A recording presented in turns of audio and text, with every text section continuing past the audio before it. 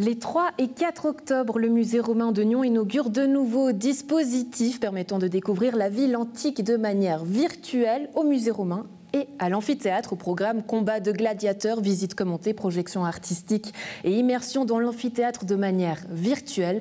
Mais alors, qu'en est-il de la vision politique pour ce lieu chargé d'histoire? On en parle avec vous, Fabienne Frémont-Contane, bonjour. Merci d'être avec nous. Vous êtes la municipale en charge de la culture. On parle là d'un réel événement. Quel est l'objectif de ces 2 jours de fête? On sait tous que Nyon est une ville romaine, que c'était une capitale d'un très grand territoire qui allait de l'Ain jusqu'à pratiquement au pays de Fribourg. Et puis, ben voilà, on s'est enthousiasmé de la découverte de l'amphithéâtre il y a un peu plus de 20 ans. C'est un peu tout était un peu oublié parce qu'il y a eu des problèmes financiers, parce qu'il y a eu des problèmes d'aménagement du territoire, parce qu'on a remis à plus tard la mise en valeur de cette romanité.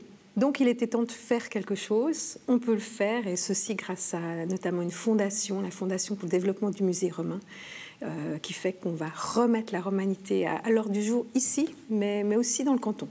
Parce que vous parlez justement de cette histoire, le projet lauréat Jules comprenait justement un petit musée, un parvis, la possibilité d'y produire des spectacles. Donc voilà, pour des raisons financières et juridiques, dont notamment des oppositions de voisins, tout tombe à l'eau. Ensuite, en 2011, un projet baptisé Jules II, simplifié cette fois-ci, qui a vu le jour. Plus aucune opposition qui empêche sa réalisation, mais là, il ne fait pas partie des priorités de la ville. On met le projet au frigo. Si on résume, cette fête, c'est un peu un prix de consolation?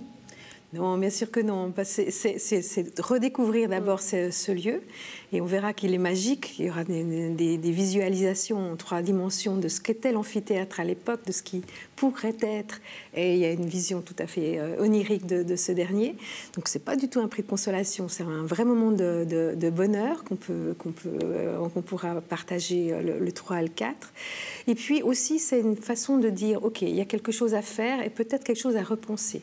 Oui, c'est un site archéologique, oui, c'est un site important au niveau suisse, il y a seulement 3 amphithéâtres en Suisse, mais il y a quelque chose à inventer autour de ces ruines, et peut-être pas seulement dans cet espace public. C'était l'objectif d'ailleurs justement du projet Jules et Jules II. Où est-ce qu'on en est ? Alors le projet Jules II a été modifié, donc maintenant il est en vigueur. On pourrait construire le projet tel qu'il a été pensé. Ceci dit, on se pose des questions par rapport à la vision qui était alors d'avoir des spectacles, d'avoir des concerts et autres, qu'on ne peut plus avoir après les diverses oppositions qu'ont faites les voisins. Donc il faut inventer de nouveaux usages, et ce week-end va aussi permettre de réfléchir à ça, avec après le 3 et le 4 octobre, des ateliers, soit participatifs avec la population, soit avec des différents experts de métiers, passant de l'archéologue bien sûr, au paysagiste, de l'urbaniste à l'artiste, de repenser qu'est-ce qu'on pourrait faire de ce lieu. Donc, si je vous comprends bien, on pourrait avoir une version de Jules III. Peut-être pas. Peut-être un Jules II amélioré. Complété. On ressent quand même une certaine lassitude ou un certain scepticisme du côté de la population qui n'y croit plus trop à ce projet. Est-ce que vous y croyez encore ? Plus que jamais, parce qu'il y a beaucoup de demandes de la population. Où est-ce qu'on en est ? Moi, je reçois vraiment très régulièrement des questions à ce sujet. Donc oui, il y a une attente. Il ne faut pas qu'on la déçoive, ceci dit. Et on a cette chance d'avoir la Fondation pour le développement du musée romain avec son mécène principal qui est vraiment enthousiaste aussi par rapport à cet amphithéâtre, par rapport à la romanité à Nyon.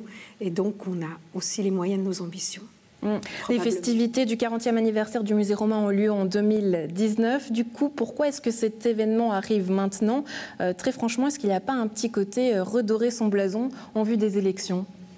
Non, pas du tout. De nouveau, ça c'est la fondation qui finance, donc la fondation est totalement neutre.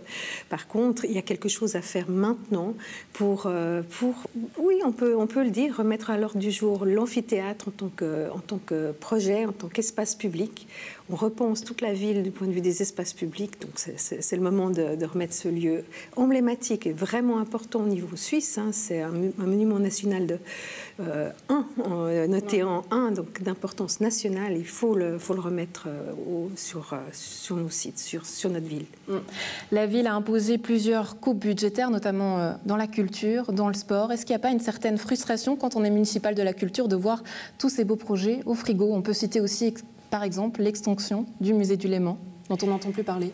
Alors l'extension du musée du Léman, c'est un autre problème. Là, c'est aussi des oppositions de voisins qui montent les différents échelons de la justice. Et puis là, on attend une décision du tribunal fédéral. Donc c'est ça qui est bloquant et ce n'est pas des questions financières. Donc on se réjouit évidemment de l'issue positive du jugement du tribunal fédéral, on l'espère en tout cas très forte positive, et là les choses devraient aller.